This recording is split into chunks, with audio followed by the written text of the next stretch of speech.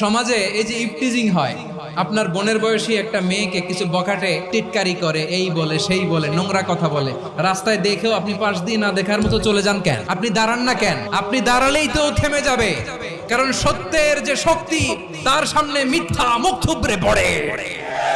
আপনার সামনে ও কিছুই না, নাথিং।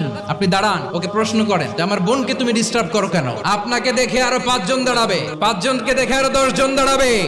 আমাদের নীরবতা আর আমাদের নিশ্চুপ থাকাই জালিমদেরকে আরো শক্তিশালী জালিম বানিয়েছে। টেন্ডারবাজি, চাঁদাবাজি, দুর্নীতি, অপরাধ, দখলদারিত্ব, মজুদদারি, এগুলো সবকিছু একসাথে প্রতিরোধ করতে হবে, ঠিক কিনা বলেন? এই যে নতুন বাংলাদেশের এক সুযোগ এসেছে, আর জীবনে হয়তো আসবে। আসুন দেশটাকে আমরা সাজাই, আসুন আমরা এক দল আরেক দলকে নিশ্চিহ্ন করার যে রাজনীতি, এটা বন্ধ করি। সব দলের প্রতি আমার আহ্বান, আল্লাহর শপথ নিয়ে বলি, এই নাসিহাত গুলো সবার জন্য, সব দলের জন্য, সব মতের মানুষের জন্য। আমরা কোনো দলের প্রতি মানুষকে ডাকি না, আমরা ডাকি ইসলামের দিকে।